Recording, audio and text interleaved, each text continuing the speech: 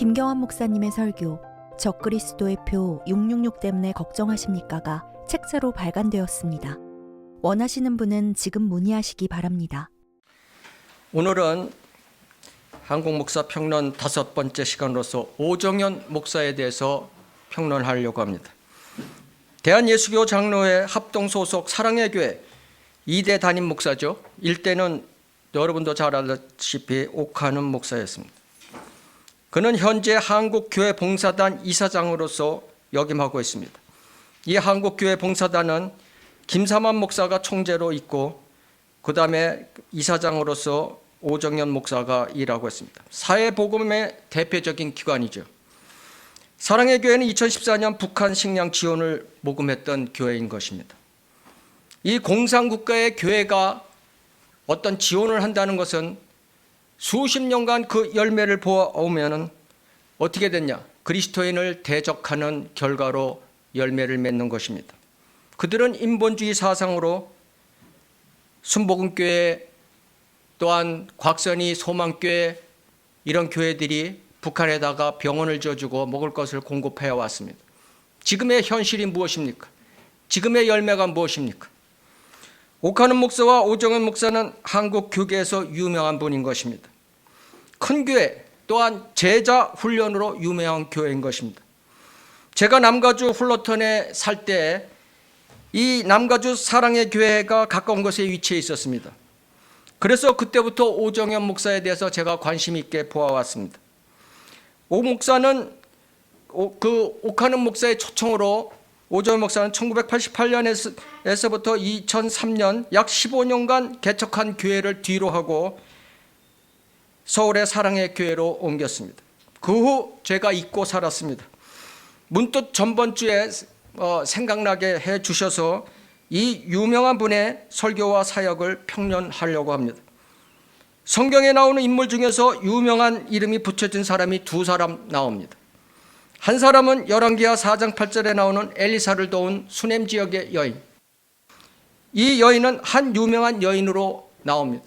이름이 없습니다. 마태복음 27장 16절 그때 거기서는 바라바, 죄수 바라바가 나옵니다. 이선 유명한 죄수의 이름으로 나옵니다. 오정현 목사는 유명한 사람으로서 과연 어느 쪽 유명한 사람인가를 평론해 보겠습니다. 첫 번째, 천국과 지옥에 대해서 설교했습니다. 2022년 2월 27일 최근 설교죠. 누가복음 16장 19절에서 31절 전번 시간에 얘기한 다니엘 김 선교사의 그런 설교 내용과 동의한 것입니다. 이 설교를 하면서 천국과 낙원을 구분 못하고 계속 천국이라고 하는 거죠. 천국과 지옥이 실존하는 곳이라고 하면서 이 구절을 비유라고 말하고 있습니다. 거지 나사로라고 이름까지 대는 비유도 있습니까?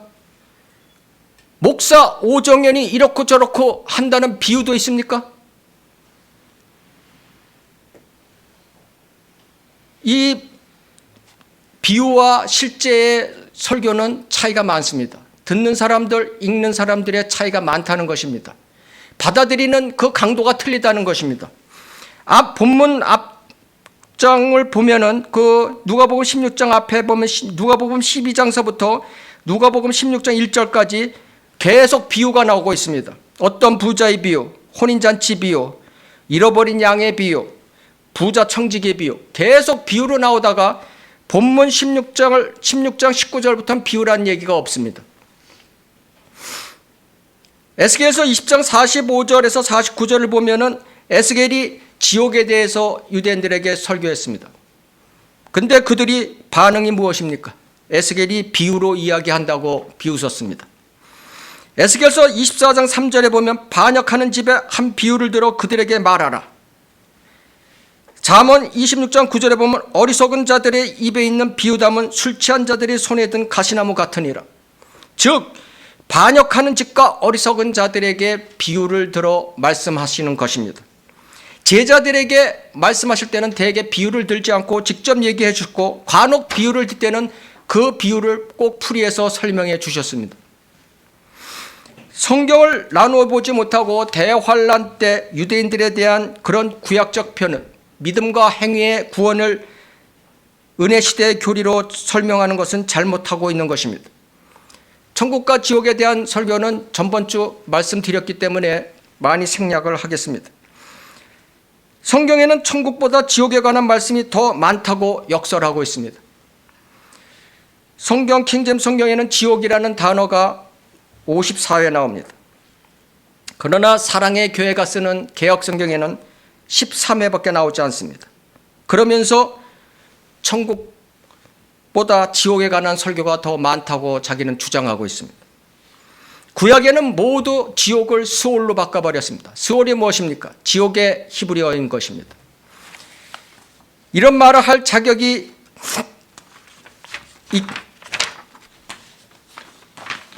오정현 목사는 이런 말을 할 자격이 있습니까? 본문도 23절에 보면은 음부로 바꿔버렸습니다. 지옥을 음부로 바꿔놓은 성서를 쓰고 있습니다. NIV에는 이 지옥을 하데스로 하였습니다. 하데스라는 것은 지옥의 헬라인 것입니다. 이 지옥을 지옥이라고 하지 않고 수월 하데스라고 표현하는, 음부로 표현하는 것은 그것은 사탄의 노림수인 것입니다. 보통 사람들이 성경을 볼 때 지옥이라는 뜻을 감추기 위해서 사탄의 작품인 것입니다. 음부라고 해놨는데 음부를 오정현 목사는 자기 마음대로 지옥이라고 해석했습니다. 성경적으로 보면 음부, 그레이브는 무덤을 의미하는 것입니다. 두 번째, 구원받거나 안 받거나 모든 혼이 죽어서 가는 곳으로, 또 그것은 지옥일 수도 있고 지하 낙원일 수도 있습니다. 이사야서 38장 10절을 보면 히스기야가 음부에 간다고 말을 하고 있습니다. 창세기 37장 35절에 보면 야곱이 음부에 간다고 말을 하고 있습니다. 욥기 14장 3절에 보면 욥이 음부에 간다고 말하고 있습니다. 오정현 목사는 이 음부의 뜻을 자기 마음대로 어떨 때는 지옥이고 어떤 때는 낙원으로 해석을 합니까? 그냥 지옥이라고 하면은 얼마나 그 교인들이 알아듣기 쉽겠습니까? 지옥에는 오감이 있다, 기억도 존재한다고 말을 하고 있습니다. 그렇죠? 그 본문을 보면은 오감이 있고 기억도 존재하죠. 오정현 목사는 혼의 실체를 알고 있습니까? 모범령을 알고 있냐는 말입니다. 막연히 지옥에는 오감이 존재하고 기억이 존재한다고 하면 그것을 보통 사람들은 어떻게 받아들이겠습니까? 몸혼령, 창세기 2장 7절에 분명히 하나님께서 경고하고 계십니다. 주 하나님께서 땅의 흙으로 사람을 만드시고 몸을 만드시고 그의 콧구멍에다 호흡을 불어넣으시니, 영을 불어넣으시니 사람이 살아있는 혼이 되었더라. 리빙 소울이 되었더라. 영원히 진행하는 소울, 영원히 존재하는 혼이 되었더라. 혼은 자아인 것입니다. 자기 자신을 말하는 것입니다. 이 혼이 지옥에 가고 낙원에 가는 것이지, 그것을 설명하지 않고 지옥에는 오감이 있다, 기억도 존재한다, 이렇게 하면 누가 알아듣겠습니까? 그것도 비유로 얘기하면 그걸 누가 알아듣겠습니까? 혼의 실체를 아십니까? 혼이라는 것은 자아인 것입니다. 지성, 감정, 의지를 얘기하는 자아인 것입니다. 여기에 혼에는 의지가 있는 것입니다. 자기가 선택하는 의지가 있는 것입니다.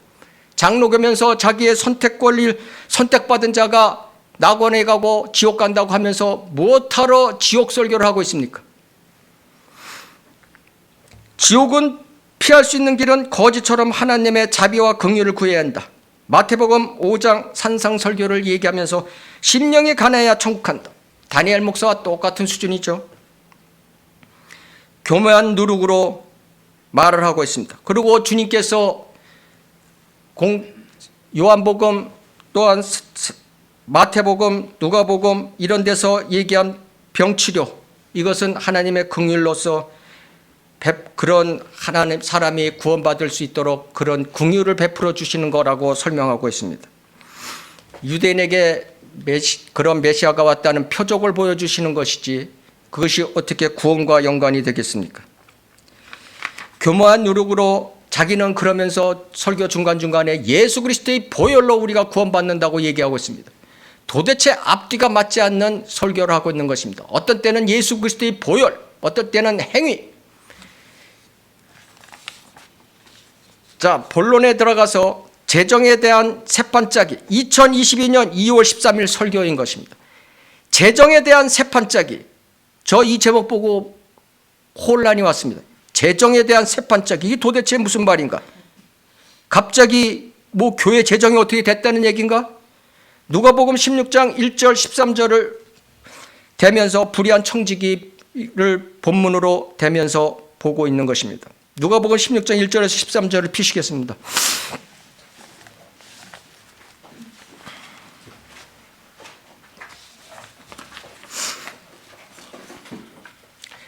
서두에 사랑하는 성도 여러분, 재정과 돈을 가지고 주님을 깊이 만나게 되는 시간이 되세요.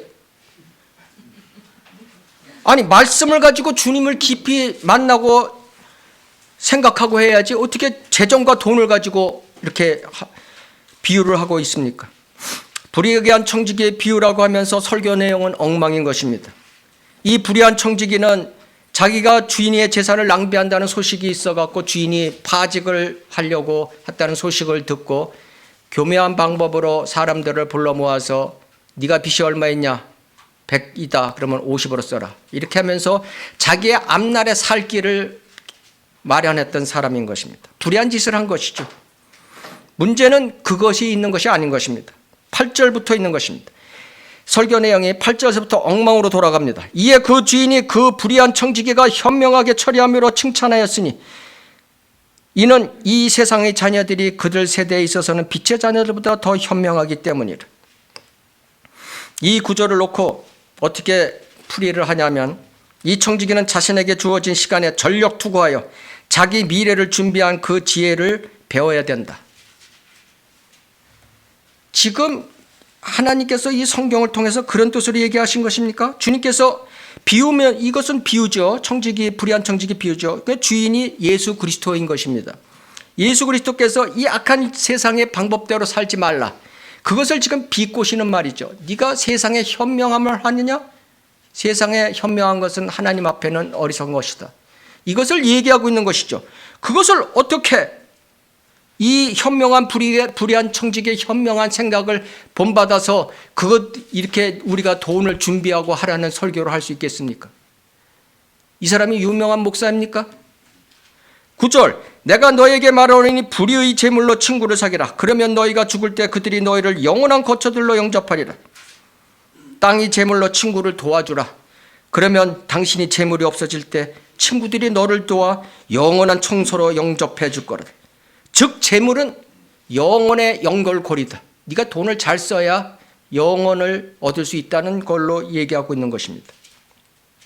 개혁성경에는 너희가 죽을 때를 그 재물이 없어질 때로 되어 있기 때문에 오정은 목사는 그 재물이 없어질 때로 설교를 했습니다. 이것도 비꼬시는 말씀이죠. 하나님께서 뭐라고 지금 얘기하고 있습니까? 10절에서 12절에 그 답이 나와 있지 않습니까? 그 후반에 바로 나와 있지 않습니까? 지극히 작은 일에 신실한 사람은, 물질이죠. 세상 물질에 신실한 사람은 큰일, 앞으로 있을 영적인 일에도 신실하며 또 지극히 작은 일에 부정한 사람은 큰 일에도 부정한 일이라. 그러므로 너희가 불의한 재물로도 신실하지 못하다면, 그죠? 예. 이 세상의 재물로도 신실하지 못하다면 누가 참된 재물을 너희 신용에 맡기겠느냐? 앞으로 천년왕국 왔을 때 하나님께서 너에게 무슨 권리를 주겠냐? 이런 뜻이죠. 그러면서 지금 야단치는 것이요. 또 너희가 남의 것에 신실하지 못하다면 누가 너희에게 너희 자신의 몫을 주겠느냐? 답이 그 뒤에 나와 있는데 이것을 본받아서 열심히 돈을 잘 모아갖고 좋은 일에 쓰라는 얘기로 지금 설교하고 있는 것입니다. 성경의 고린도전서 3장 18절을 보시겠습니다.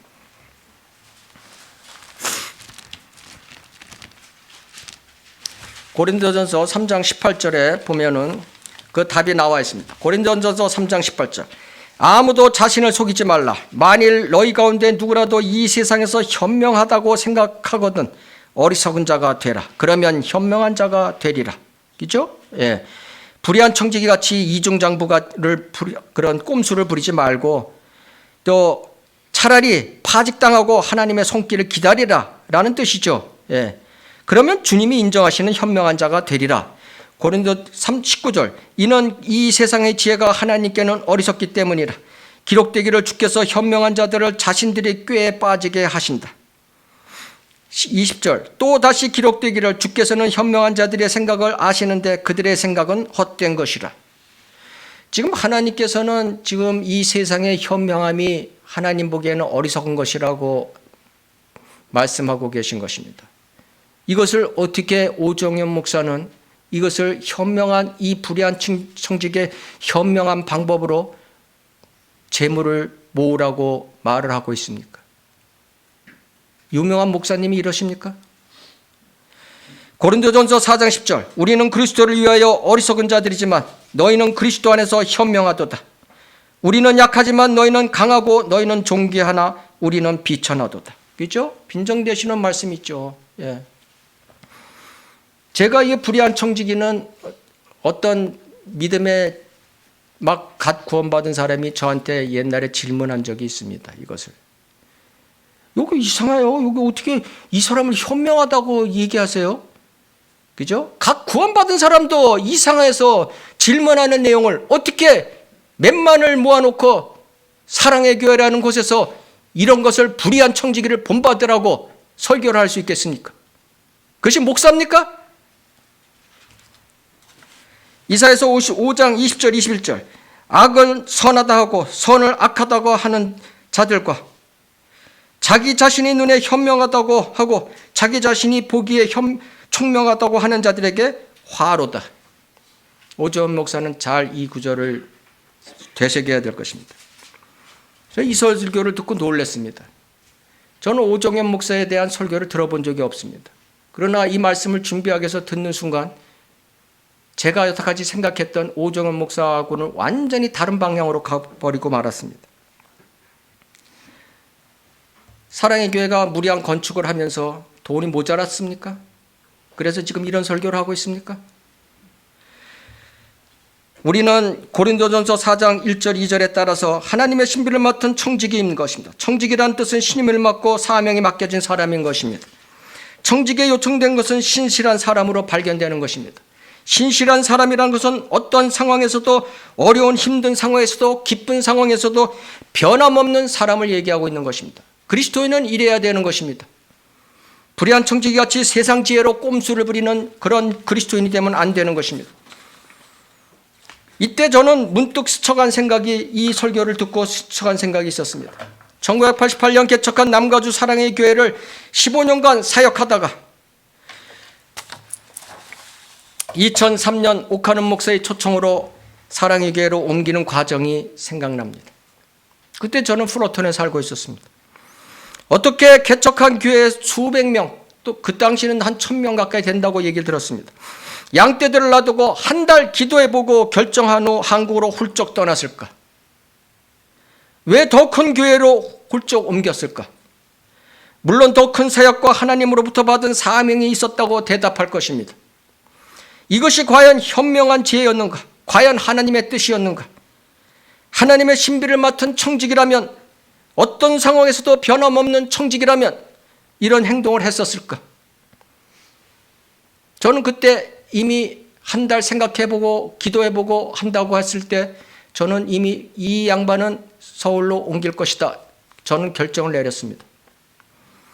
아니나 다를까 한 달 뒤에 떠났습니다.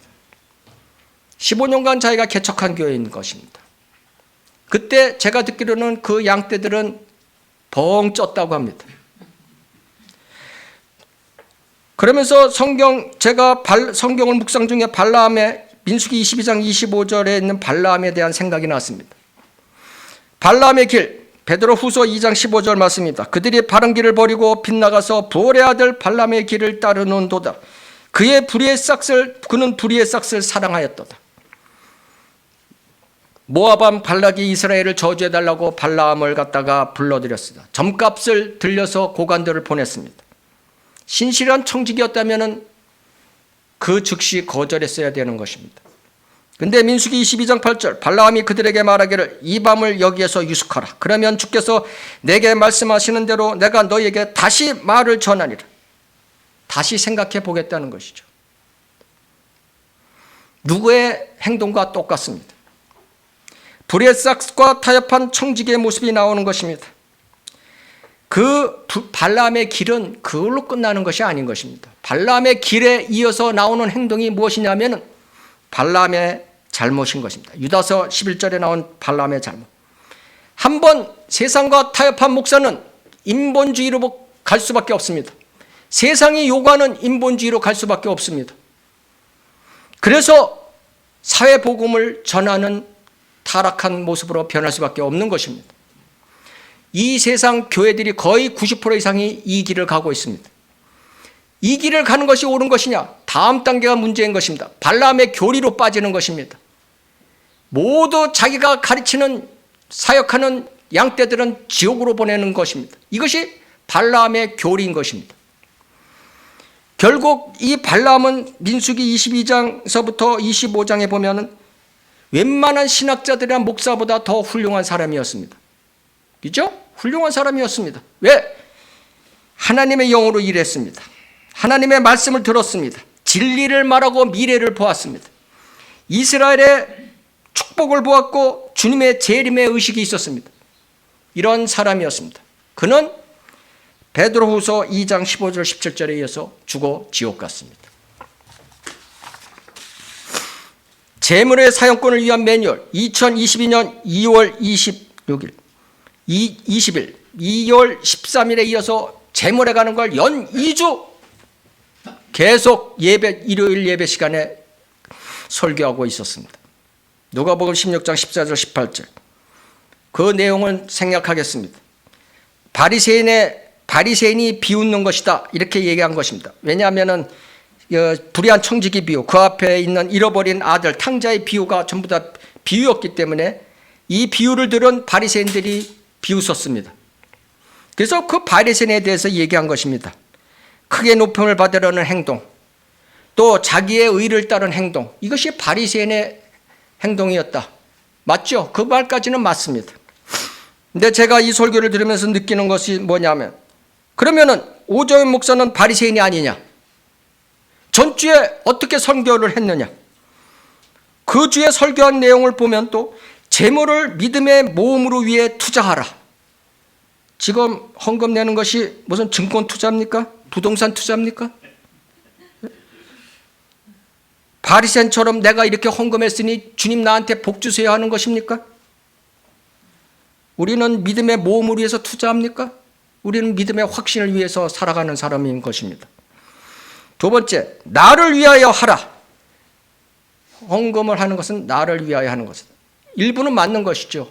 하늘에 보물을 쌓아두는 저축이니까. 그렇지만 그렇게 하면 안 되는 거죠. 우리는 헌금을 하는 것을 주님의 영광과 주님의 왕국을 위해서 하는 것이지 나를 위해 하는 것입니까? 이게 바리새인 요소인 것입니다. 바로 자기가 바리새인을 비판하면서 자기는 바리새인 요소로 설교를 하고 있는 것입니다. 세 번째, 헌금 봉투 안에 든 쪽지를 보십시오. 재물 사용 매뉴얼이 있습니다. 종이 쪽지 앞뒤에 앞에 7가지, 뒤에 7가지의 헌금 봉투에 놓았다는 것입니다. 그것을 보고 읽어보고 사인해갖고 지갑에다 놓아갖고 다니라는 것입니다. 그 내용은 하나하나 열거하지 않겠습니다. 다 하고 2022년 2월 20일 아무개 서명을 하고 지갑에 넣고 다니라는 것입니다. 그러면은 행동으로 이어진다는 것입니다. 제가 이 설교를 들으면서 긴박한 재정이 있는 어려움이 있는 상태구나. 코로나로 인해서 이것을 느꼈습니다. 그러면서 텔레이오스 재정 제자도 7가지 원칙. 텔레이오스라는 것은 성숙한 완전히 발전하리라는 뜻인 것입니다. 여기에 제자도라는 또 얘기가 나온 것입니다. 제자 훈련을 이런 데다 또 써먹습니다. 엘림의 축복. 엘림이 아시죠? 그 이집트에서 출애굽한 이스라엘 백성이 마라의 쓴물 사건이 있은 뒤에 11km 앞에 엘림이라는 장소를 못 보고 이렇게 불평했던 것. 그러니까 엘림의 축복을 누리기 위한 7가지 기도 짜자자작 해놓고 그것을 지갑에다 넣고 다니라는 것입니다. 서명해서. 자, 이 내용에 맞는 그 내용은 뭐 하나하나 보면은 뭐 맞는 말입니다. 그거는 맞는 말이죠. 그렇지만 성경적이 못 되는 거죠. 우리가 고린도전서 8장을 보면은 헌금을 하는 것은 자원하는 마음으로 기쁜 마음으로 먼저 자신을 주께 드리는 마음으로 능력에 따라 하는 것으로 되어 있습니다. 이렇게 하는 것이 바리새적인 그런 헌금이 아니고 무엇이겠습니까? 자, 그의 아들에게 입맞추라. 시편 2편을 갖다가 전번 주에 설교했습니다. 시편 2편의 1절에서 12절까지 우크라이나 전쟁 사태, 한국의 대통령 코로나 사건을 하면서 이것을 해서 영적으로 교훈받으라고 얘기했습니다. 물론 시편 2편을 영적으로 교훈받아서 설교할 수 있습니다. 그러나 이것이 교리적으로 어떻다는 것을 설명해주고 영적으로 설명을 해야지, 그것을 몽땅 영적으로 풀다가는 무리한 수를 두게 된다는 것입니다. 그래서 무리수를 주는 장면들이 나오는 것입니다. 6절, 거룩한 산 시온 위에 내가 내 왕을 세웠도다. 은혜 시대에 이것이 맞습니까? 영적으로 맞습니까? 앞으로 오실 재림하셔서 이 땅에 천년왕국으로 왕으로 오신다는 뜻이지, 어떻게 지금 은혜 시대에 왕으로 오시는 것입니다.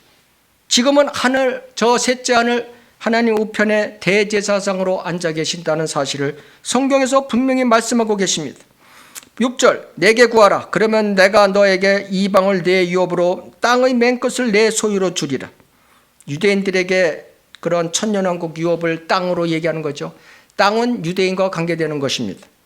이것을 영적으로 기도하면서 땅끝까지 기도의 능력을 준다고 해석하고 있습니다.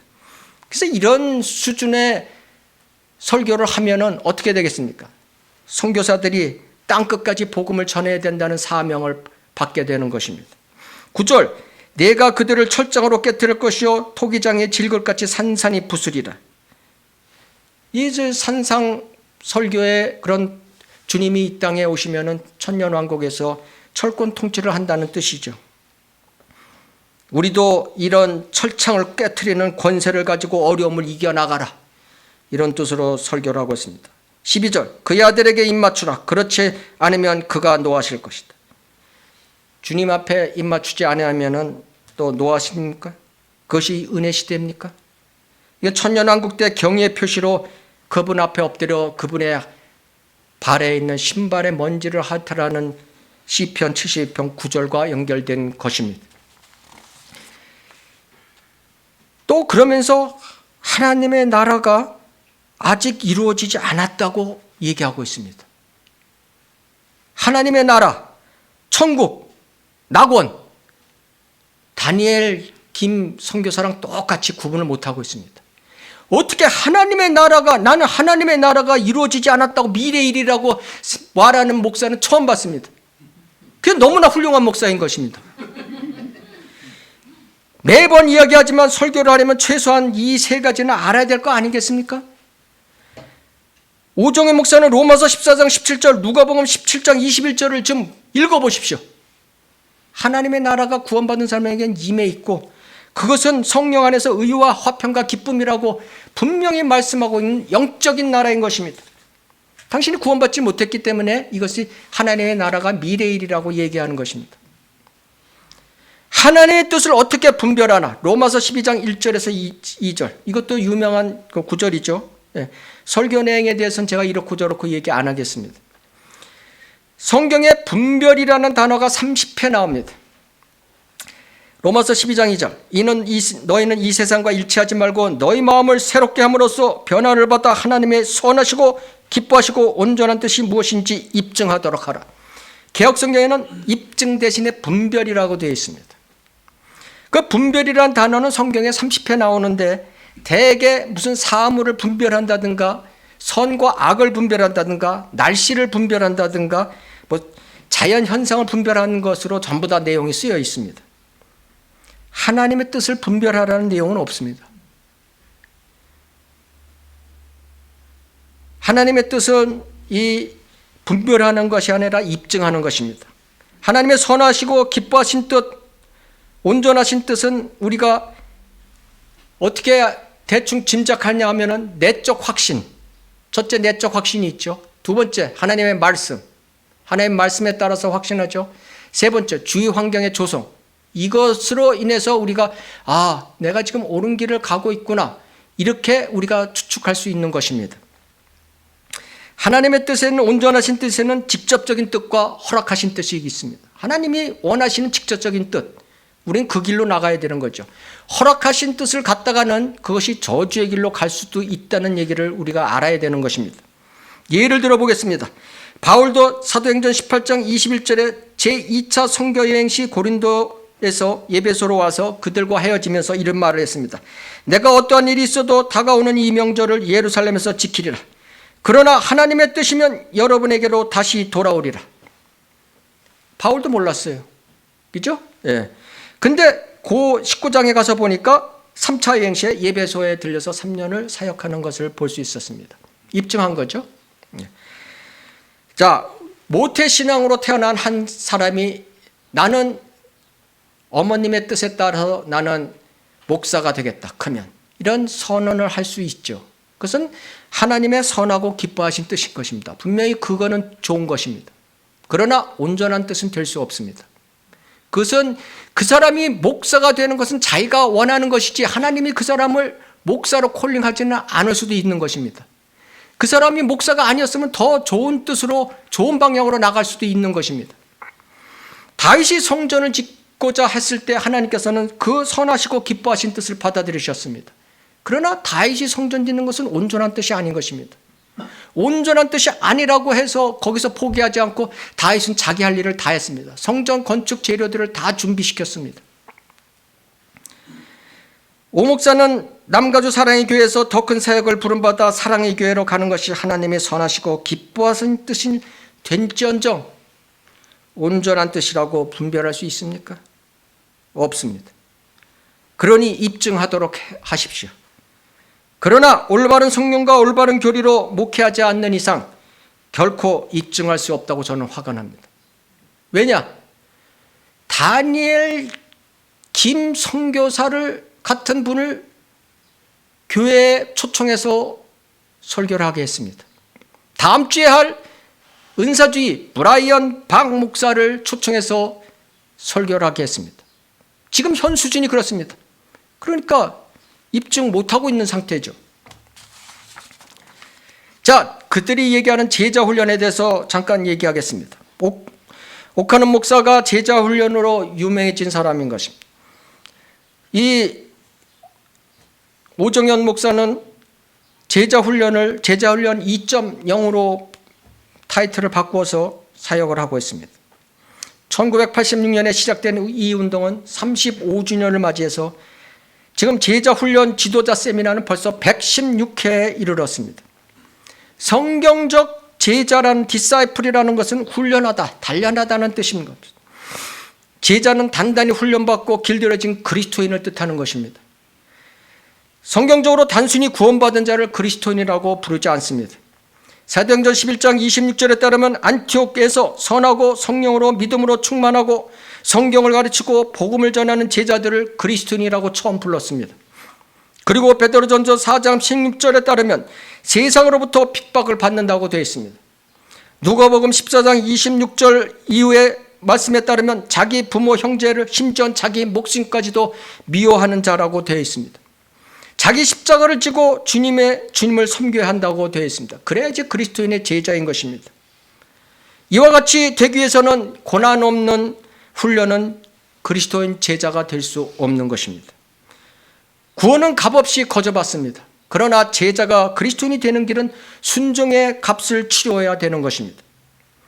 과연 이 세상 제도교회들은 제자 훈련을 통해서 어떤 모습으로 다가가고 있습니까? 대부분의 교회 제도교회들이 제자 훈련을 통해서 행위 구원과 연관시켜서 프로그램으로 훈련시키고 있습니다. 사랑의 교회는 어떻습니까? 제가 제자 훈련의 과정을 참여하지 못해서 저는 모릅니다. 아닌 것으로 믿습니다.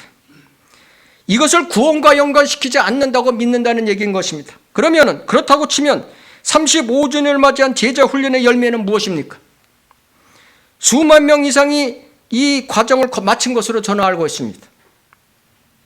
그럼 그리스도의 제자가 다 되었을 것이죠. 그런데도 불구하고 이런 수만 명의 제자를 양산했음에도 불구하고 교회 건축, 박사 논문 문제, 재정 문제 등으로 교회는 쪼개져 버렸습니다. 두 번째, 그 제자들이 지금 거둔 열매는 무엇이었습니까? 그 제자들이 지옥에 가는 혼들을 위해서 목숨을 걸고 거리 설교를 하고 있습니까? 혼들을 구령하는 일을 하고 있냐는 말입니까? 35주년 116번째 제자훈련을 강사로 나온 다니엘 김 선교사의 말대로 제자훈련은 철저히 성경으로 돌아가는 것을 실천하는 것이라고 다니엘 김 목사는 얘기했습니다. 다니엘 김 목사와 오정훈 목사는 이것을 실천하고 있습니까? 병개된 이집트 알렉산드리아 계열의 캐톨릭 성경을 쓰고 있으면서 이것을 실천할 수 있습니까? 처음 그리스도인의 제자로 불리운 안티옥에서 나온 시리아 비잔틴 계열의 킹제임스 성경 같은 성경을 쓰고 있냐, 이 말씀인 것입니다. 안티옥에서 처음으로 그리스도의 제자라는 명칭이 붙여졌는데 그 성경도 쓰지 않으면서 무슨 제자 훈련을 하고 있다고 지금 설쳐되고 있습니까? 작은 겨자씨의 비유, 2021년 10월 마태복음 13장 31절 피십시오. 이건 너무나 유명한 비유인 것입니다.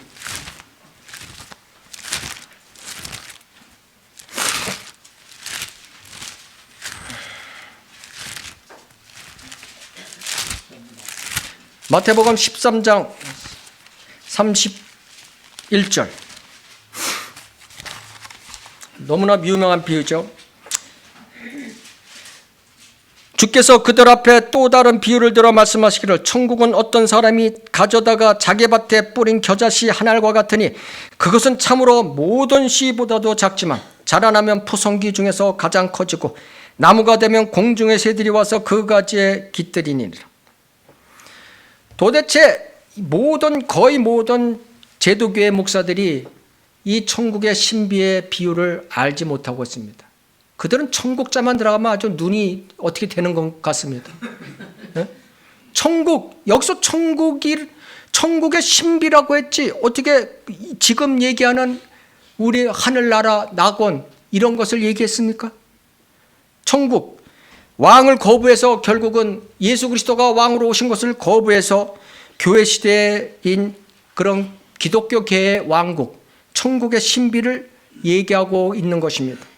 마태복음 12장까지 하나님께서는 부단히 이 주님이 왕으로 오셨다는 것을 설명하기 위해서 부단히 기적과 이적과 표적을 행하셨습니다.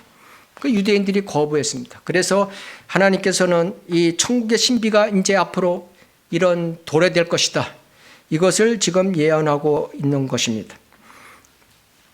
천국은 어떤 사람이, 그죠? 주님이 가져다가 자기 밭에 세상에 뿌린 겨자씨 한 알과 같으니, 이것을 순수한 믿음인데 작은 씨앗과 같은 작은 믿음이라고 얘기하고 있습니다.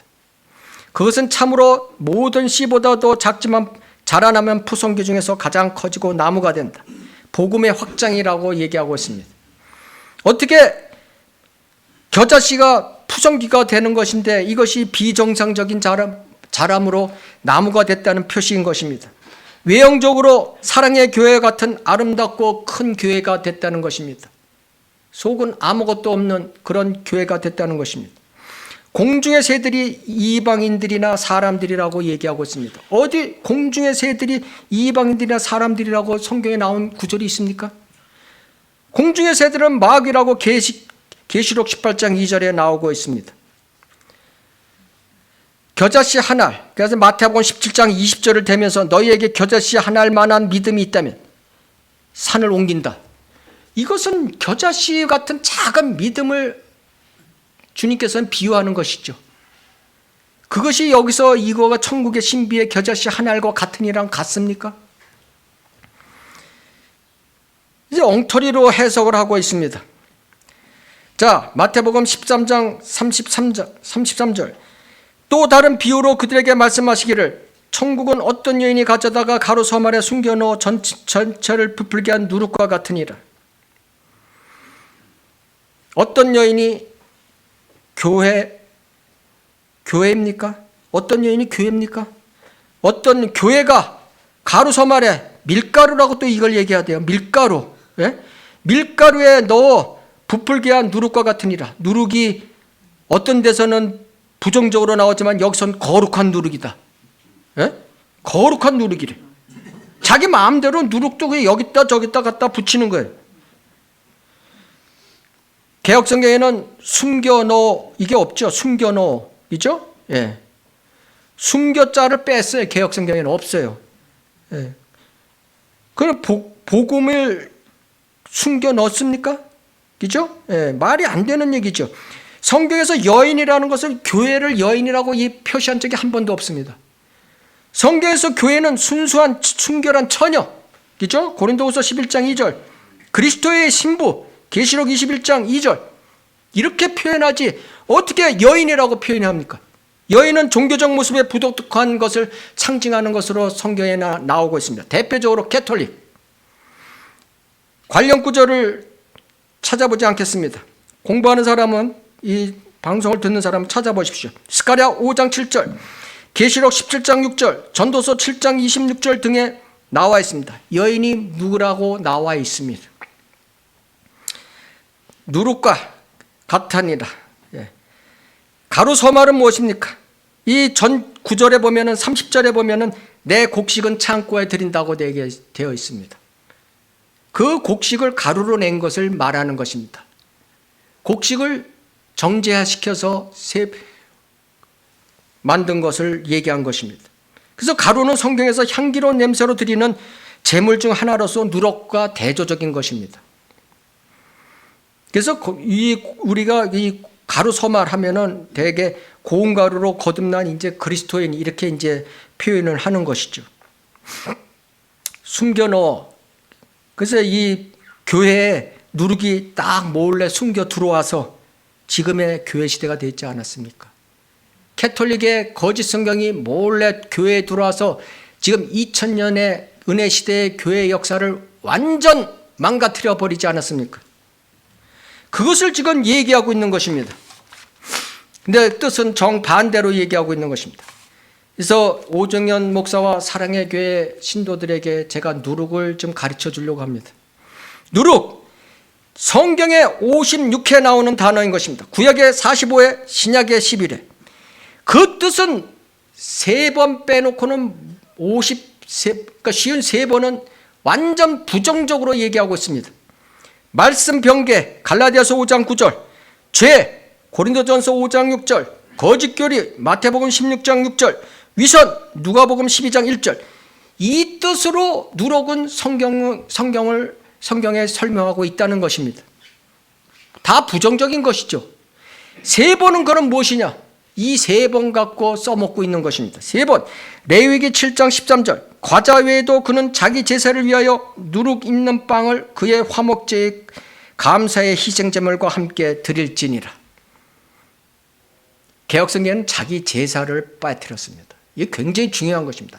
앞 구절에서 우리가 볼 때 그 누룩을 숨겼다는 숨김장을 빼버렸잖아요. 여기서 자기 제사를 빼버렸어요.